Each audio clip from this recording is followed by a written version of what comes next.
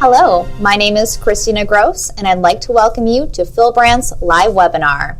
Last month, we had a webinar on our thoughts about the election and its impact on the financial markets. Given the surprising results of the election, we thought it would be helpful to provide an update on our outlook to our clients. With me today is our portfolio manager, Steve Hoffman, and our equity strategist, Jim Twesme. Steve possesses the Chartered Financial Analyst designation, has extensive experience managing money for individuals and organizations, and brings technical skills to our team. Jim is also a Chartered Financial Analyst, holds an MBA in finance, and has many years of corporate and personal finance experience. Thanks for being here today, guys. Glad to be here, Christina. Steve, during our last webinar, you provided a pre-election market outlook. Now that the election is behind us, what has been the market's reaction to the results? Well, yeah, we got the election results in, and weren't those interesting? I don't think too many people saw that the Trump victory coming, but the good news is hopefully no more political commercials or ads. But one thing analysts did predict was they said if Trump did win, some analysts were expecting declines in the stock market of 5% or more, and we did get that. When I checked my election results at 3 in the morning, the market was down 5%. But luckily, by the end of the next day, we were in positive territory. So the market generally has been responding quite well since then. Some of the areas that have benefited us in a strong manner have been banks. They should benefit from decreased regulations, higher interest rates. Energy stocks have been doing well. Even industrials, Caterpillar would be a good example. They should benefit from increased infrastructure spending. There were a few losers. Interest-sensitive stocks like utilities, real estate, even some of the higher dividend-paying consumer staple stocks. Coca-Cola would be a good example of one of those. Those areas have lagged the market generally since the election. One other big impact that the markets have seen since the election is the jump in interest rates. If you look at the yield on the 10-year Treasury bond, that's gone from 1.8% to 2.4%. And as we know, when interest rates go up, bond prices go down. So that's been the main impact. Another reaction that I found interesting, however, is that of our clients. We've received many calls, letters, expressing concern about what to do in this environment. One of our teammates even noticed that there weren't as many Christmas lights up on the streets in his neighborhood. So I don't know if that's an indicator of investor sentiment or what, but Jim, I know you get out on the road quite a bit more than I do and talk to clients. So what have you seen out there? Well, I have had a number of clients express concern about the results of the election. I think some are uncertain about the direction of the country. I think many are just worried about the safety of their retirement savings. I had one client send me an article. The title was 80% stock market crash to strike in 2017. So, there are unscrupulous individuals out there trying to take advantage of people's fears. But even if we don't hear from our clients, we do understand that many of them are anxious. Jim, how does the result of the election and the market's reaction impact our outlook for the economy and the markets? Well, I think first we should take a look at where we are from an economic perspective. The U.S. economy is healthy. We're in the 8th year of our economic recovery from the 2008 and 2009 recession. Unemployment just recently hit 4.6%. That's the lowest unemployment rate since 2009. And that's not to diminish the fact that there are many individuals who've dropped out of the workforce. Many are underemployed. Many haven't seen wage increases. But overall, wages are improving. Worker productivity is going up, and corporate profits are increasing, and that's good for stock prices. Well, Jim, all of the things you were just talking about have been in the past. What do you think the market's reaction is telling us about Trump's victory? Well, I think it's saying, or maybe even shouting, that we are going to expect higher growth and higher inflation. Okay, well, let me push you just a little bit more. What about the market is telling you that? Well, the stock market is saying higher growth. I mean, we've had several all-time highs in the U.S. stock market since the election. growth in the economy generally translates into a growth in corporate profits and higher stock prices. So yesterday, December 7th, was the biggest one-day gain for U.S. stocks since the election. Since the election, the Standard & Poor's 500 index is up 4.7%. The Dow Jones is up 6.6%. And the markets are generally up a little bit today as well. Now, that's not to say we might not see a pullback at some point in time, so I wouldn't be too concerned about that. But we're on a very positive trend. You mentioned higher interest rates. The bond market, interest rates have gone up substantially, as you mentioned, and that usually indicates a concern about higher inflation. When there's higher inflation, interest rates go up, and because interest rates and bond prices have an inverse relationship, that is, when interest rates go up, bond values go down. We saw in November that the bond market had its worst month since 2009. But all of that aside, the key to what's actually going to happen going forward is going to be based on results, not rhetoric. Will Donald Trump be able to work with a Republican Congress to actually get something done is the question. He's talked about infrastructure spending.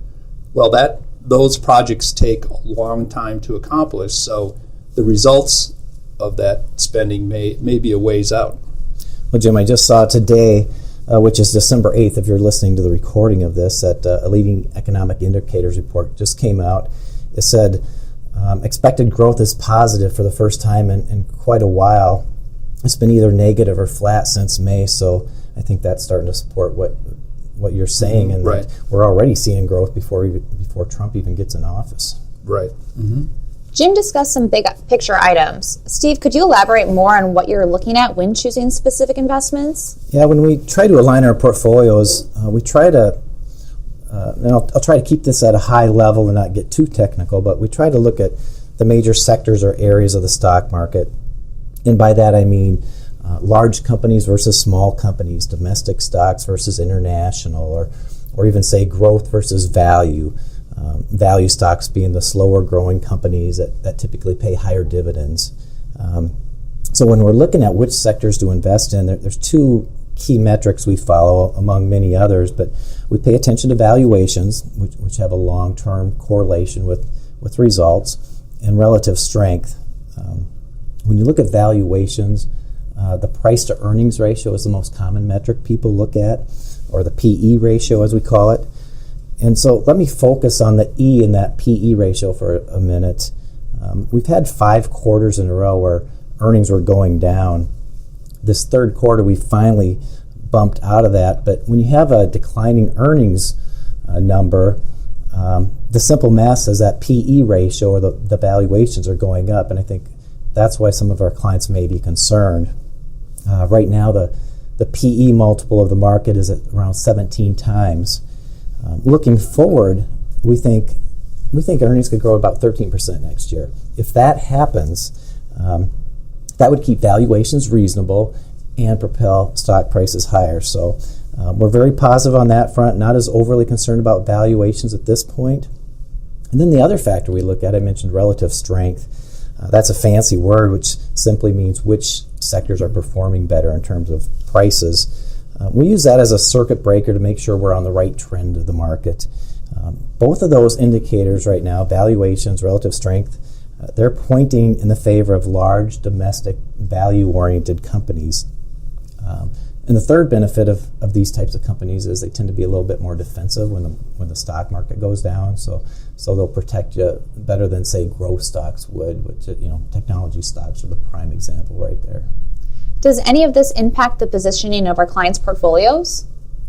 Yes, Christina, on the margin it does, but I think first it's good to keep in mind sort of our guiding principles, the guiding principles we use to invest our client cash.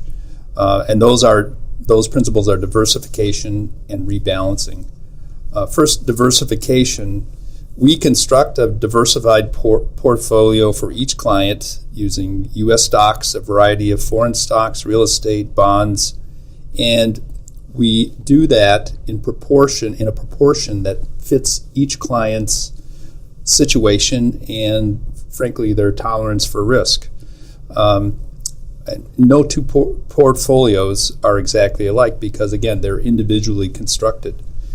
When it comes to rebalancing, if our client portfolios get too far out of alignment from the targets that we've established, for example, the stock market is going up rapidly now. If the proportion of their portfolio that's invested in stocks gets too high, we'll sell some of those stocks and reinvest it in other securities. But going back to the election, it does impact our thinking on the margin. Going into the election, we had higher levels of cash in our client portfolios than we would typically have. We normally keep 3 to 4% of cash in portfolios. We had 5 to 8% in cash going into the election, and we were comfortable with that given the uncertainties around the outcome. But Steve, maybe you can explain how we came to have these higher cash levels. Sure, Jim. Going into the Brexit vote, Europe already had 2 strikes against it. One, earnings have been in a general decline since 2008, and they've been performing poorly. So then the Brexit vote came along, and we thought, here's at least 2 more years of uncertainty. So we reduced our international exposure, especially in Europe, and put it to cash. So then the next question was, where do we put this cash to work? So we didn't like international, so we looked domestically. As we looked domestically, we were in a pattern of earnings declines here. As I mentioned, 5 quarters in a row, profits are going down. The Federal Reserve was repeatedly threatening to raise interest rates. And then we had this election coming up, so not a great environment to invest in. So our decision at that time was, let's park this cash until we see a better opportunity. As Jim stated, the proposed policy that Trump's talking about seem positive for earnings growth going forward, and a lot of those uncertainties about the Fed. Right now it looks like the Fed is all but certain to raise 8 rates in December. The earnings decline is behind us. So with all that uncertainty behind us, more clarity on where to put the money, we are recently now using that cash and putting it to work in large domestic value stocks. I do want to be clear here, though. I don't want to insinuate that we're market timers. In my mind, we're just waiting for the right opportunity to invest the money. And I know, Jim, you shared a study with me earlier this week that talked a little bit about market timing. Maybe. Right. It demonstrates that market timing is a bad idea. The study looked at trading in the S&P 500 for 20 years, so that includes more than 5,000 trading days. If you would have been fully invested for this entire period, you would have earned an annualized return of about 8.2%. Now, if you were out of the market on just 10 trading days, that's the 10 best trading days during this period of more than 5,000 trading days, your return would not have been 8.2%, it would have been 4.5%, or almost half of being fully invested. And so, as Steve was saying, we don't try to time the market, but we do tilt the portfolios one direction or another when we see opportunities or when we see a way to reduce risk in the portfolio. So today, yes, we do have in our client portfolios a somewhat higher percentage in U.S. value stocks, in U.S. small stocks, and a lower percentage than you would typically see in foreign stocks and interest-sensitive bonds. Steve, earlier Jim talked about the recent spike in interest rates. Can you talk a little bit more about that? Should people be getting out of bonds? I think people are very fearful of bonds right now. I think it'd make an interesting debate. Is there more risk in the bond market or the stock market right now? And I'd like to give a little perspective on that to possibly ease some concerns. First, we admit that bonds aren't the most attractive investment vehicle out there. They're not as attractive as they once were. But I'd like to reference probably the most aggressive forecast for interest rates I've seen. It comes from Jeffrey Gundlach, who's a well-respected bond manager. He predicts the 10-year Treasury yield will be at about 6% in 4 years. So that's less than a 1% increase per year. Historically, in that environment, Intermediate bonds have done just fine. And I'd even make the argument that that's exactly what we want to see.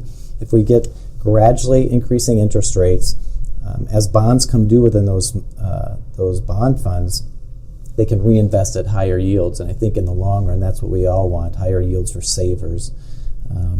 And looking at just this year alone, the intermediate bond funds, despite this recent spike in rates, they're still positive 4% for the year, very common return. And then the most important thing, I think we cannot forget that bonds are still a very important component of portfolios. They're a diversifier, they reduce risk, so we can't just throw them out the window. But with that environment said, what are we doing in our clients' bond portfolios? And like many asset managers, we've been expecting rising rates for some time, and they're finally coming, but the point is we're well positioned for that. Right now we have short-term bonds in our portfolio. Short-term bonds are less suspect of rising rates compared to, say, longer-term bonds. We've got floating rate bonds in our portfolio. As the name implies, as rates go up, the yields on these bonds go up, so they're less impacted by price again. And then we have some other vehicles in there that are not impacted by rising rates. So the bottom line is we think we're well positioned on the bond side despite the fear of rising rates. And I guess I'd like to summarize overall, talking about both stocks and bonds. I think we can expect higher volatility going forward. Trump has been known to say things off the cuff that could stir the markets. But I think we need to use that to our advantage. Volatility does create opportunity at times. So finally, we don't want these emotional decisions to mess up the long-term plans we have in place for our clients. So we advise stay diversified, let your plan work for you, and just a reminder that emotional decisions are almost always wrong. And in closing, we think our portfolios are well structured for this environment, and we'll make the changes necessary as our tools dictate. Jim and Steve, thank you for all of your insights. I think we've covered where we have been, where we think we are going, and how this impacts our clients' portfolios. I found this very helpful, and I would hope that our listeners have benefited as well. Thank you for watching, and we'll see you on the next Filbrandt webinar.